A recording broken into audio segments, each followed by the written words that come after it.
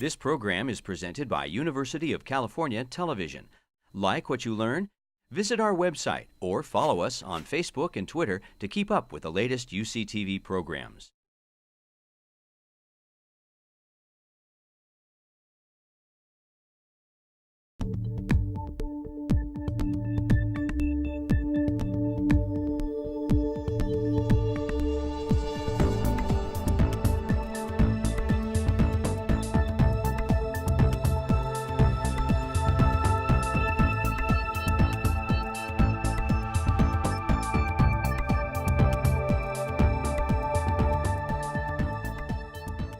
Welcome to A Conversation with History. I'm Harry Chrysler of the Institute of International Studies. Our guest today is Shashi Tharoor, who is an author, politician, and former civil servant. Currently, he is a member of the Indian Parliament representing Trivandrum, and he is chairman of the Parliamentary Standing Committee on External Affairs. He previously served as Minister of State for Human Resource Development and Minister of State for External Affairs in the Government of India. During his three-decade-long career at the United Nations, he held many roles, rising to be the Undersecretary General during Kofi Annan's leadership of the organization. Dr. Tharoor is also an award-winning author of 15 books about fiction as well as nonfiction. Shashi, welcome back to Berkeley. Thank you. Very good to be with you again, Harry. 17 years later. Yes, yes, time is passing. Let's talk first about looking back at your work at the UN.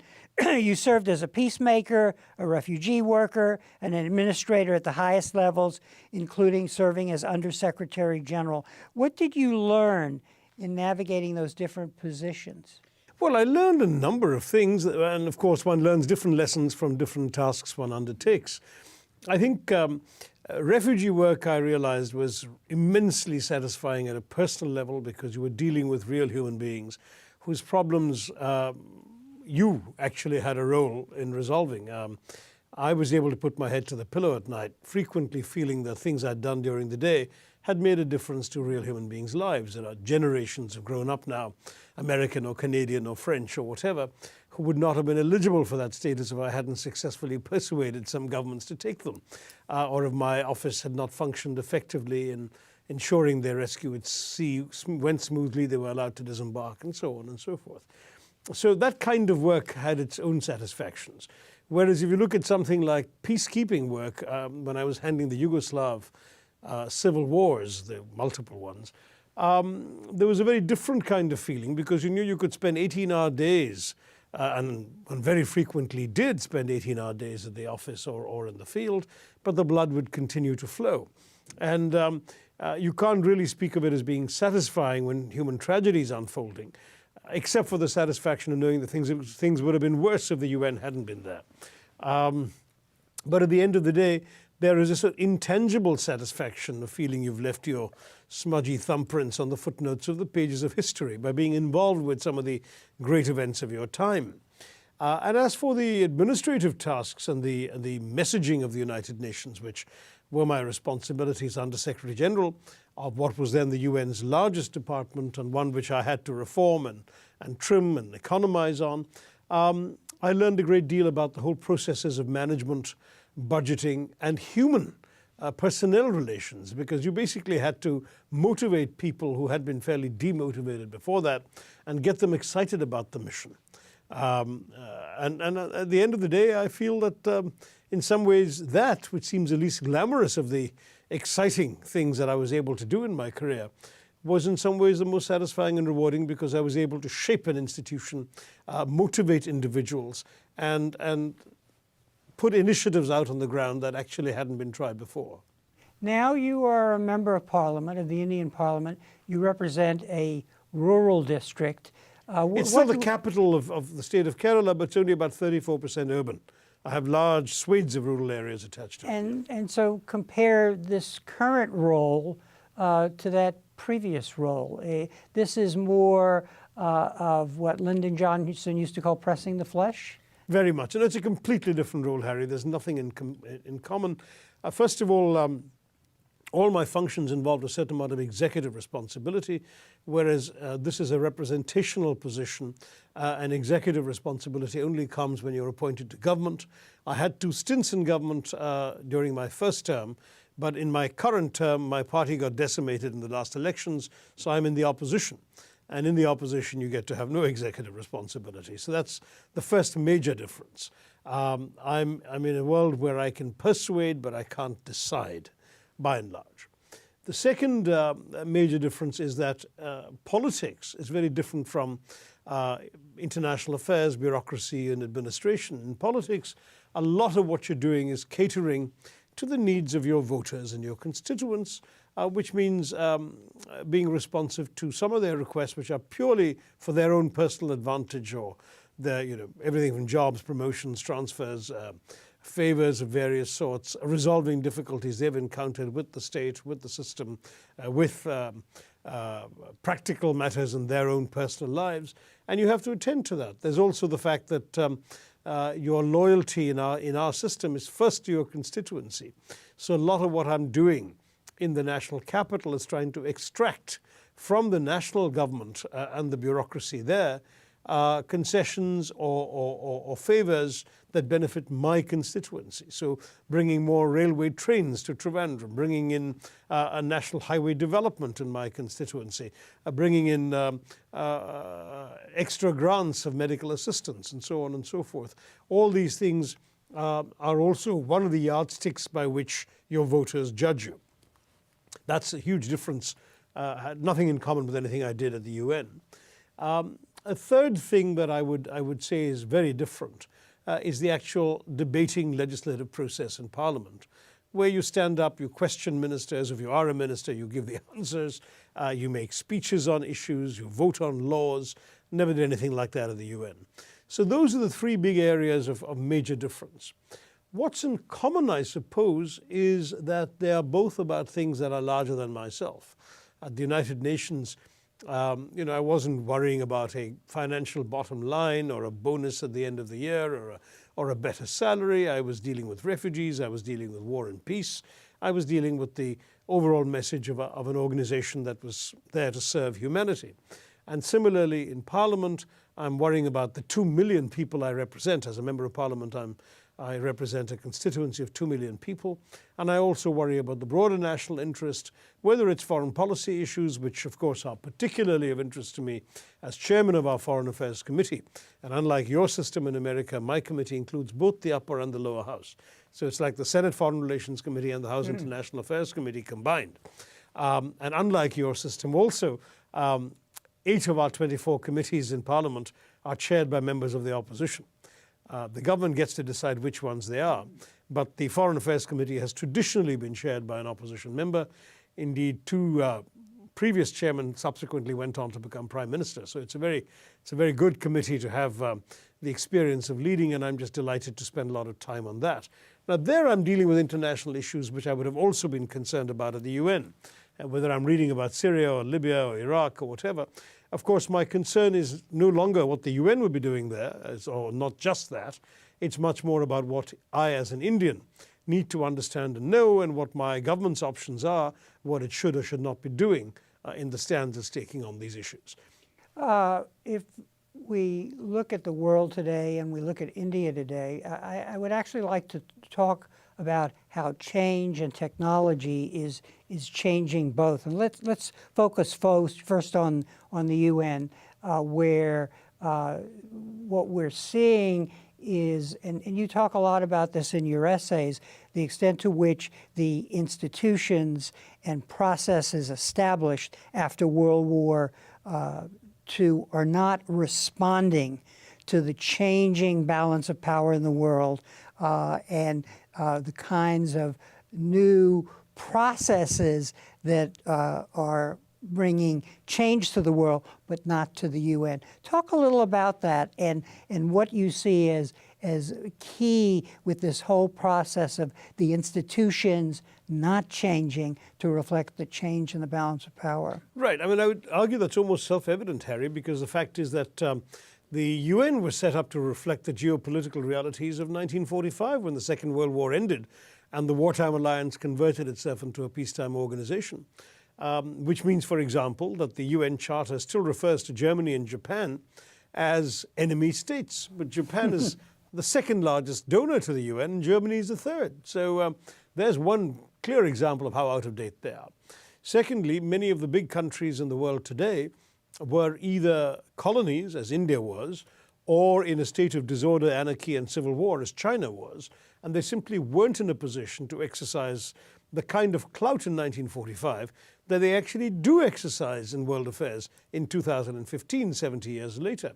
But the institutional structures of not just the UN, but the Bretton Woods institutions, the World Bank and the IMF and so on, frankly reflect the old power balances. Until the Pittsburgh summit of the G20 in 2008, Belgium actually had a bigger weighted vote at the World Bank and the IMF than China did. And there's no comparison in the two economies. China is the second largest economy in the world and is well on course to catch up with the first and overtake it, the US. So that's another way in which they're simply completely out of date. The third thing is that the Security Council has 5 permanent members on it. And the 5 permanent members are permanent because they were the big powers of the day. And it was felt that the UN would not survive if these 5 were not continuing to be active players in the UN. And therefore, they were given the great sort of incentive, the great carrot of having a veto over world affairs, which meant that they could stay on in the UN whatever happened, knowing full well that nothing could happen at or through the UN that would fundamentally affect something they cared strongly enough about to veto. So that made sense for the first few decades, certainly. But now you've got countries that exercise a veto who are in the Security Council permanently, whereas there are countries far more significant than them in terms of GDP, population, military strength, and indispensability to world affairs, who are simply not at the high table of the Security Council. They simply weren't members. Germany and Japan are obvious examples of that. So is India in Asia, so is Brazil in Latin America, so arguably are Nigeria and South Africa in Africa, and so on. So how do you manage to give certain countries a special status when they deserve it so much less than these other countries that don't have the status? So all of these questions, I must say, fundamentally cast doubt upon the continued geopolitical relevance of the institution. I say this with some regret because I'm a UN lifer. I spent 29 years in the UN service. I'd like to see the organization remaining relevant and indeed central to world affairs. I think the world is better off with a system of international organizations based on public international law rather than self-appointed, unelected oligarchies or directoires that could be created by countries themselves. And let's face it, for example, the G20 has no sanction in international law. These are 20 big boys saying we're going to sit down together and decide how the macroeconomic questions of the world are going to be settled. Now, it so happens that it's been fairly benign so far and indeed has been a useful vehicle to try and manage a bit of a transition in the economic power balance of the world, partly because the countries that don't have a high table, don't have a seat at the high table, I beg your pardon, at the UN or the Bretton Woods institutions do have an honored place in the G20. But imagine if tomorrow the G20 started going beyond macroeconomics and decided to start taking positions on peace and security questions. When the Security Council, say, passes international sanctions on one of India's neighbors without consulting India, or does the same on an African issue without consulting the big African countries, will those sanctions continue to be respected by big countries who feel that their views were not taken into account and they have too much at stake? My view is the UN risks its own legitimacy being compromised if it doesn't expand and transform its membership. And then some of these countries may say, look, why do we need this UN Security Council that shuts its doors on us? Why don't we actually just transform the institution to which we already belong? Why not take the G20 and make it into something new and different? I think that would be dangerous for international law. It would be dangerous for the United Nations and for all of us who believe in the ideals of the UN Charter and of the international system. But it could happen simply because the UN system isn't proving enough capable of reform, of reinvention. And might it be the case that some states will walk away from the UN, or say, for example, in the case of China's infrastructure bank, establish new institutions? Well, I hope they don't walk away, and so far there's been no sign of walking away. As you know, every state that comes into being, the first sort of concrete proof of its existence as a member as a state on its own is membership of the UN, and they keep hammering at the door to get that, and that's very important to them. So far, anyway, that's the case. But yes, sometimes, as you saw with the Chinese and indeed the Asians, because the BRICS Bank has also come into being, is the feeling that, look, if you're not going to give us a level playing field, we'll just go and play somewhere else. And that, I'm afraid, is something which is not particularly healthy for the existing institutions. Look, we already know that all projections are indicating that by 2040, the BRICS countries collectively will have a larger GDP than the original G7 countries. So that's the kind of change you're talking about. Now, the G7 can't hold on to a monopoly of the big financial institutions and tell the BRICS guys, you know, you're Johnny-come-latelys, you're the parvenus, you stay out of here. Because if they set up an institution and by 2040 they're bigger players on the global economy than the original G7, then why would anyone pay any attention to a G7 institution? They'd rather go off to the BRICS Bank or to the Asian Infrastructure Bank. And the Chinese, frankly, have the money to outspend anything that the Western countries can do in the World Bank and the IMF. Now, I don't want to be ungrateful. I think the World Bank and the IMF did very useful work in the world in the first decades after the Second World War. But a certain amount of flexibility is going to have to be essential to take into account these new realities. Otherwise, yes, alternative institutions could spring up. Throughout your career, you've been very sensitive to the impact of technology. You were the first Indian politician to have a Twitter account. And I want you to talk about technology and its impact on world order. We'll talk about India in a minute. And you in your writings, and we all are aware of the way globalization is on the one hand bringing us together, but on the other hand, bringing us apart. And we're seeing a lot of the misuse of technology by non-governmental organizations like ISIS. So lay out for us the positive element with regard to world order of this communications technology, but there's also the impact of the negative elements. That's right. I mean, you know, technology has given us a world in which we seem to have both convergence and disruption happening at the same time. By convergence, I mean the forces of globalization to which you alluded. I mean the fact that we are connected through the internet, through satellite communications, that you can turn on your TV and watch something happening in real time, live, half a world away, that you can move millions or billions of dollars with a click of a mouse, that you can be in instant communication with people you've never met through email who are thousands of miles away on a different side of the planet, and so on and so forth. Technology has made everything easier, even to the point of communicating in a language you don't know by using a translate feature on your screen and so on. So there's a tremendously greater degree of convergence. But at the same time, some of those very same instruments of technology have been misused to divide, disrupt, and destroy. Take 9/11.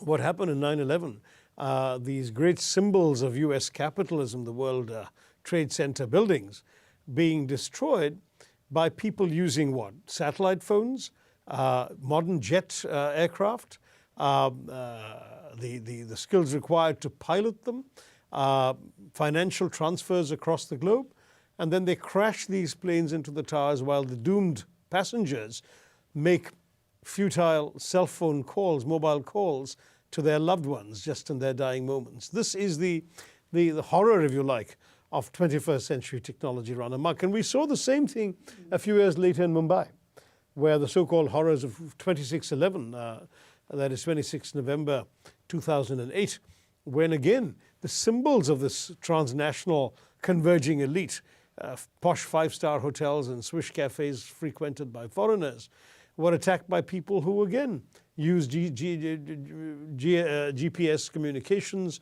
21st century weaponry, had a handler in Pakistan giving them instructions on the mobile phone while they were killing people in the hotels they'd captured in India.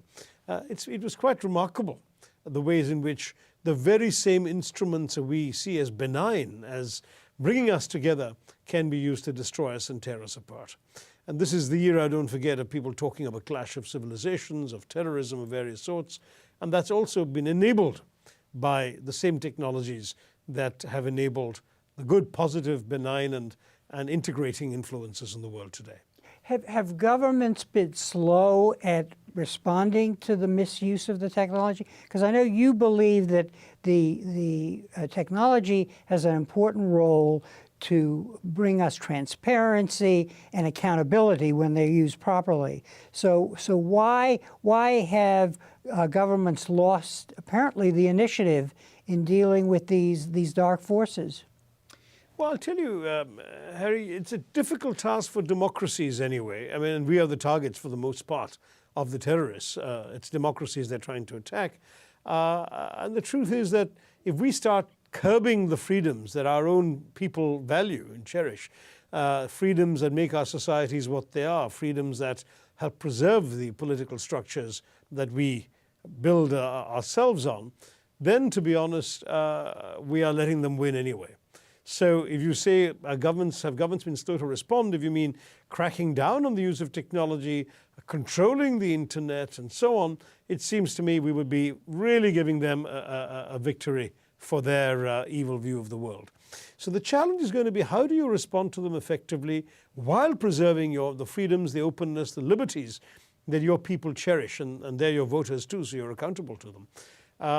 And there, I think, we need to have much more international cooperation. There's got to be tremendous amounts of exchange of information sharing amongst the democracies that are threatened by these phenomena.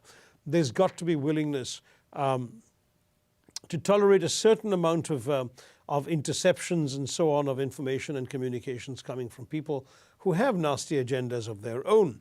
But they cannot be, it seems to me, recourse to actually curbing the spread and growth and development of technology, because that would be self-defeating. We'd be shooting ourselves in the foot. On the positive side, you see the new technology as a central element of development for a country like India. Talk a little about you, as I mentioned, were a leader in using it in your political role to inform voters, to be transparent about what you were doing in your various roles as a member of parliament or chairman of a committee. Yes, well, I was in it. On the one hand, the New York Times called me the Twitter king of India or something. And on the other hand, it got me into an awful lot of trouble with people who were still very resistant in our political establishment to this kind of transparentness and openness. Mind you, I turned out to be right, because everybody, including the current Prime Minister, followed my example, and they're doing very well on Twitter thereafter. And it's not just Twitter, it's Facebook, it's the entire phenomenon of social media being ways of reaching out to voters. And it's going to keep growing in a democracy like India's, because right now the internet penetration rate is inadequate. I mean, about 12% of the population have access to desktops or laptops or internet cafes. Another 18% are going onto the internet on their smartphones. So about 30% of the population is all we have going on the internet. But as smartphones become cheaper and more affordable, and we go from 3G to 4G and broadband connectivity even in our rural areas, so that the average poor person who currently has a phone that basically makes calls and doesn't do much net surfing, if that person is able to go on the internet, then you'll suddenly have 1 billion Indian people on social media. And believe me, that's going to be transformative of our democracy. But that's one aspect of it. There's also all the extremely useful things happening in the development front because of the existence of technology. There's, for example, I met a vet in a rural area who had difficulty delivering a calf that was in a, God knows, a breech position or something, and was able to get advice from a vet in the nearest town. He was too far to come, entirely on the basis of mobile phone guidance. We've had, and I believe video images and so on. We've had examples of technology saving lives. I mean, my retweets of people's requests for emergency blood just reach a far larger audience than a normal notice in a hospital bulletin board. And I've had grateful messages from doctors about how a patient's life was saved because somebody saw my tweet and they had the right blood group and they came over and gave it. We've had technology being used for everything from medical emergencies to just daily sort of, tracking your postal service parcels, figuring out when the train, which is habitually late, is actually arriving at your station, when the garbage is going to be cleared by the municipal authorities. All sorts of things that in the old days you couldn't easily have information about. So all of this, quite frankly, is transforming daily life, even in a developing country like India. And I believe that technology is very much the key to making people's lives easier and better. Government services, we're talking about more and more e-governance now. And the more things that can be computerized, the less opportunities for corruption and malfeasance. The usual bureaucratic practice of losing a file in order to extract a bribe before you mysteriously find the file again. That sort of thing suddenly becomes more difficult when you have everything away at the click of a mouse. You have the prospects of expediting a number of routine but necessary government papers, from land registration documents to death certificates, through technology rather than through the old laborious paperwork of the past. So a number of things that are going to, I think, improve and transform governance in our society, and I'm looking forward to seeing it happen. Another hat that you've worn throughout your career is that of a novelist and a writer of nonfiction, but also of great literary works. And you've spoken about the role that the artist, the writer, has to play in preserving the identity of a culture like India and other great civilizations.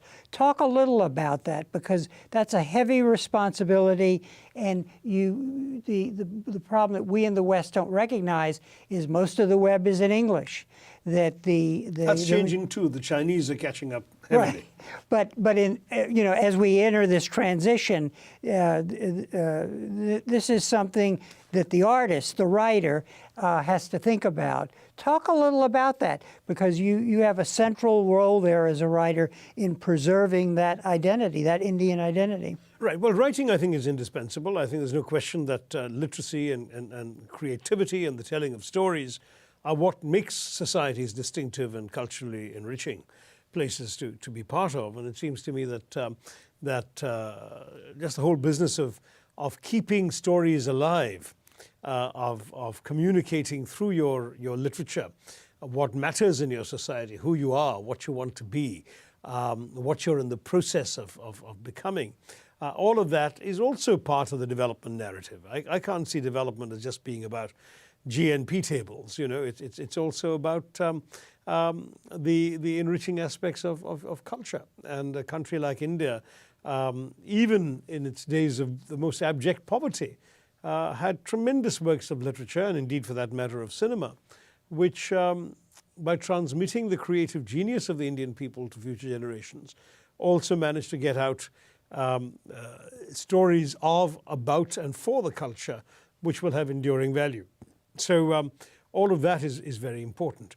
In certain societies, it even goes more profoundly than that. That is, in societies where there's political oppression or dictatorship, then literature plays the role of the famous parrot or canary in the mine shaft. You know that analogy. It's a very well-known one, that in coal mines in the old days, when they weren't sure that there was enough oxygen at the bottom for the miners to go and work, they would lower a bird, it was either a parrot or a canary, into the bottom of the mine shaft to see if there was enough oxygen. If the bird died or came up gasping for air, then they knew it wasn't safe for the miners to go down.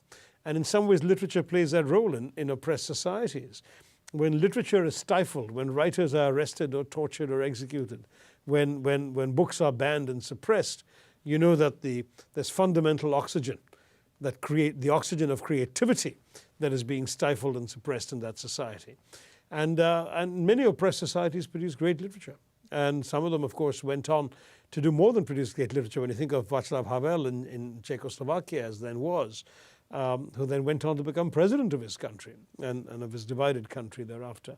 I would say that all of this is vital, and no developing country can afford to take the view that literature or creativity are merely for the affluent and the well-off who can afford the luxury of putting their feet up and reading a good novel. On the contrary, I think it's even more urgent, more necessary, and more fundamentally connected to the real urgent demands of a developing society than of a developed one. But about the web, sorry, your question went in two directions. The second part about the web and languages. Web, of course, is not a place for literature very much, though I know there are some people who read fiction off the web. I wouldn't do it myself. But what the web is doing is certainly making information accessible in quite astonishing ways. As somebody who always did his own research for his own writing, my nonfiction books and my columns, my life has become so much easier thanks to the web. And yes, it helps me that my fluency in English means that I have access to an enormous amount of material in a language I can easily work in. That's less true of somebody whose mother tongue is Croatian or Swahili. But it's growing in every language. As I said, Chinese is close to overtaking English. But of course, Chinese is for a very specific group of people. There are very few people in other countries who use Chinese, whereas English is spoken by some people pretty much everywhere, and that's one of the big strengths and advantages of English. India is changing, and it's going through a major transformation. And we've identified at least some of the problems that the world is confronting. So what can we say about India's role in this new world of transition as it's in transition? In other words, what do you see as do you see India as a role model? And then what is that role model going to be doing in terms of the way it relates to old institutions, global institutions, new institutions, and this whole array of global problems that in some cases are not being addressed? Well, it'll be immodest for an Indian to speak of India as a role model, but I think other countries could look at India and see a lot they can learn from. In particular, I would say the democratic management of diversity.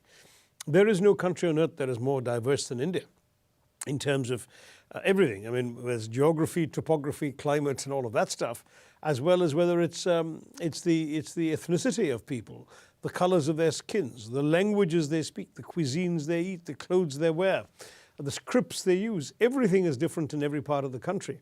And yet, we get together, we work under a shared constitution, we work in a united polity, and we have been able to progress and transform the fortunes of most of our people over time.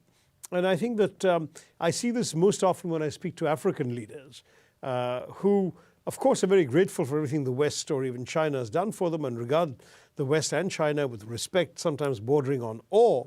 But they just don't think that they have anything in common with any of you. You are out there in some remote Olympian peak, whereas they look at India and they see a place very much like theirs. They say, here's a subcontinent which is as messy as our continent, which has as many problems, challenges, tensions, poverty, if not tribal and interethnic clashes, religious clashes, all these divisions.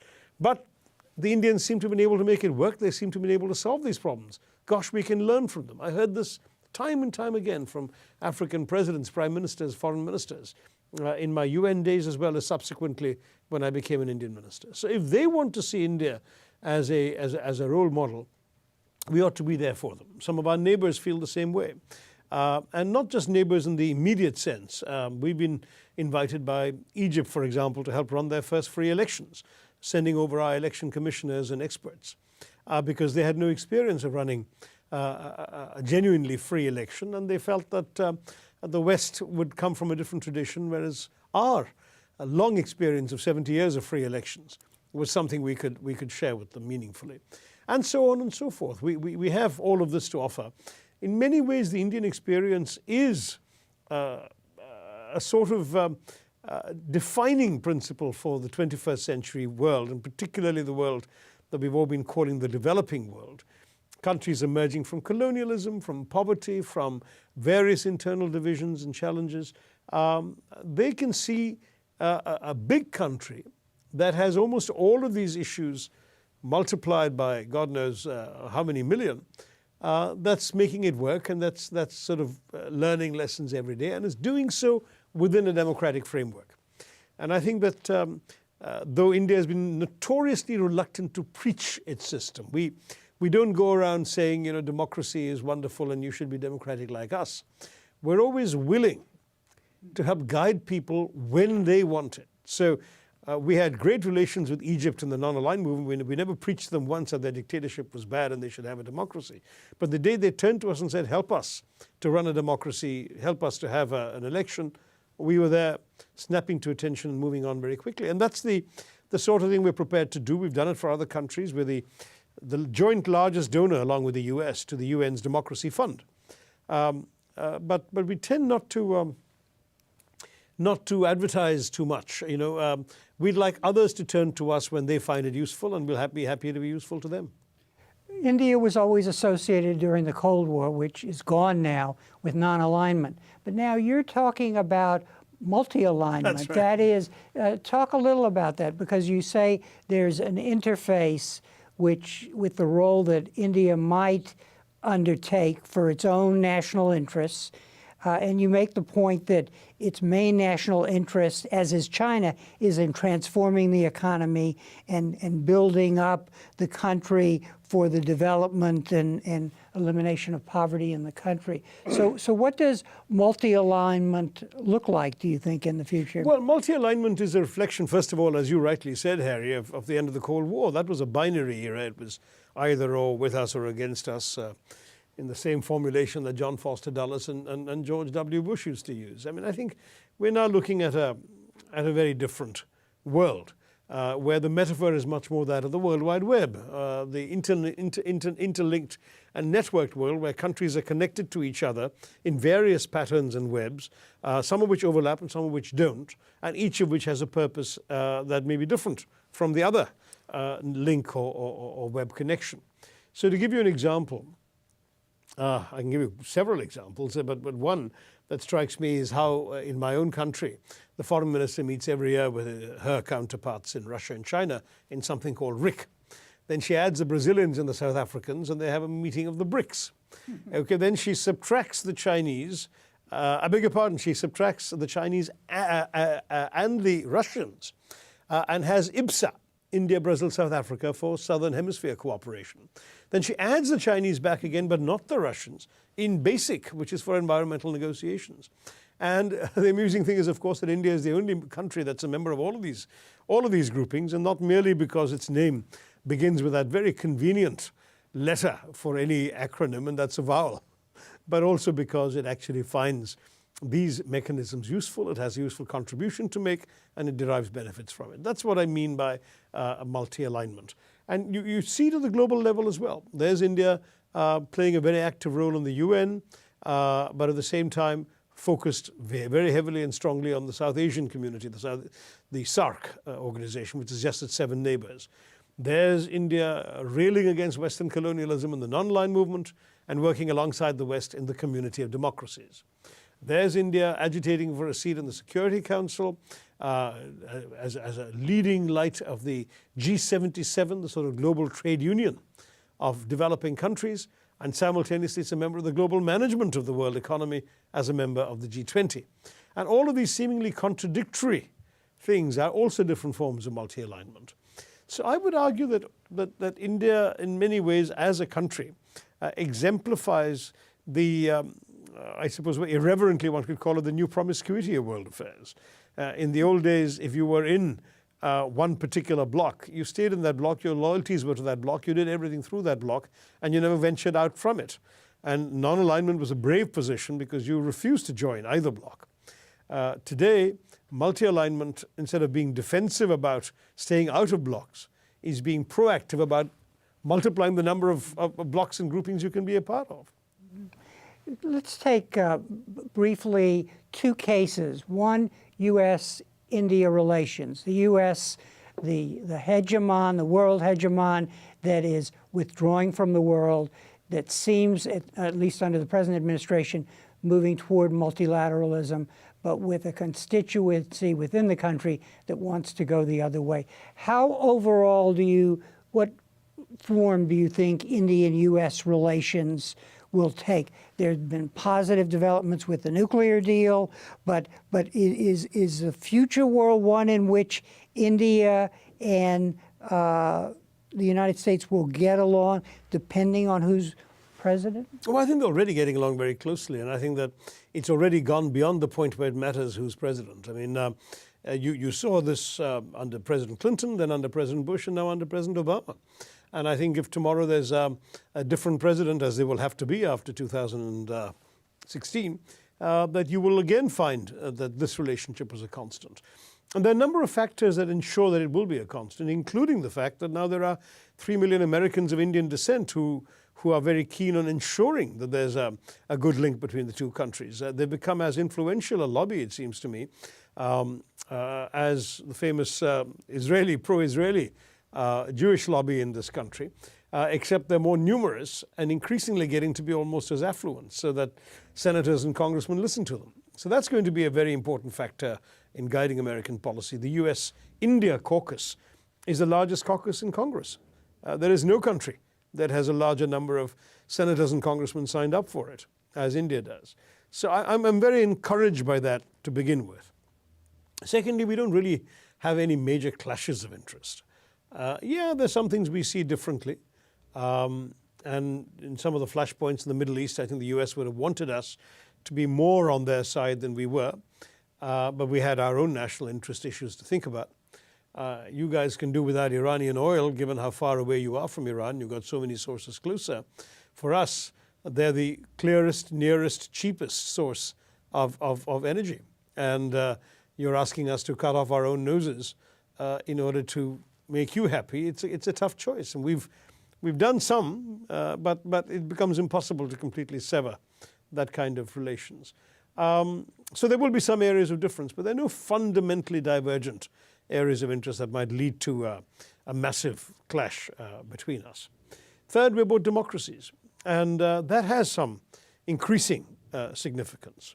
When you look at something like the geopolitics of Asia, the U.S. finds itself much more inclined to sympathize with countries like Japan and India than it does with, say, China on something like the South China Sea, for example, or on the risk of Chinese overweening domination of some of the countries in its immediate neighborhood.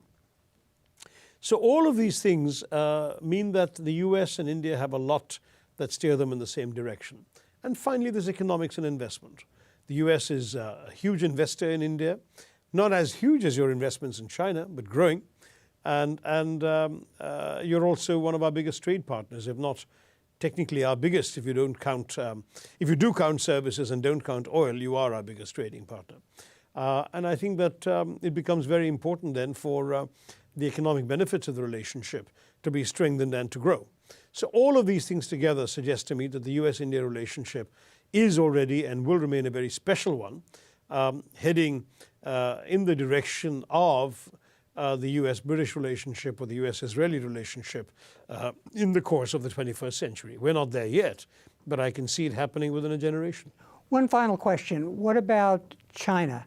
And here you're both emerging or emerged in economies that are going to have a great impact in the future.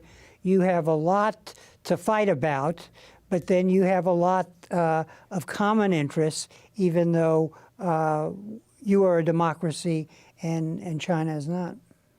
I believe we have common interests, but it's hard so far to persuade people in either India or China that we have more in common than divide us. Many Indians still haven't forgotten or forgiven the 1962 Chinese invasion, which resulted in the significant loss of Indian territory to China, nor China's habit of continuing to assert claims to the northeastern Indian state of Arunachal Pradesh, which frankly China could have afforded to have put to bed. But so that's always there. And though China points out repeatedly that its rise has been peaceful and that it's not an expansionist power and all of that stuff, our own experience and the anxieties of some of our friends in Southeast Asia tend to cause us to worry a little bit about that. A second aspect with China is that the two countries don't have enough to do with each other. We don't play too many sports together. We don't have much tourism. There are, can you imagine, 5 or 6 times as many Indian tourists going to China as there are Chinese coming to us. And the Chinese have supplanted the Japanese as the world's great tourists now, but they're not coming to India. Very little writing, awareness and scholarship about India in China and so on. So all of these things lead to a perception of a certain amount of estrangement. On the plus side, we have left the border disputes on the back burner. There's never been a shooting incident in 3 decades or more, maybe closer to 4 decades now, on this disputed border. So we've been able to manage and control that issue. While trade has grown 250 times in the last generation. So that astonishing growth in trade suggests that there is a basis for a strong economic partnership. Of course, Indians will point out that the terms of trade are completely in China's favor. 2/3 of our $70 billion of trade consists of Chinese exports to India. And of the 1/3 of Indian exports to China, mainly these are raw materials. It's almost a colonial kind of trade relationship. So that too is not entirely a positive picture. And finally, on the geopolitical front, there is the option of India cozying up to China and Russia in the sort of BRICS context or beyond the BRICS context, the RIC context. But India's own affinities to the democracies and to the West and to the US will always limit how far we're prepared to go. I mean, we have in many ways more in common with Western countries than we do with Mr. Putin's Russia and communist China. And that is going to, seems to me, act as a bit of a brick. On top of that, many of our friends in Southeast Asia, like Singapore and some of the ASEAN countries, tend to look at India, whether we want it or not, as a sort of counterweight or counterbalance. They were the ones who insisted on dragging us into the East Asian Summit as a full member, even if by no stretch of the geographical imagination can India be considered an East Asian power. But they just didn't want to be dominated with only China as the big power in that grouping, and so on and so forth. So I would say that there's going to be a complicated relationship, but the elephant can dance with the dragon. It's a question of making sure that we're not singed by the dragon's breath and that we don't step too hard on the dragon's toes. Shashi, thank you very much for being our guest today, and we look forward to doing in the future a third interview with you. I look forward to that too, Harry, but let's not wait 17 years for it, and neither of us might have much to say. Take good care. Thank you. And thank you very much for joining us for this conversation with history.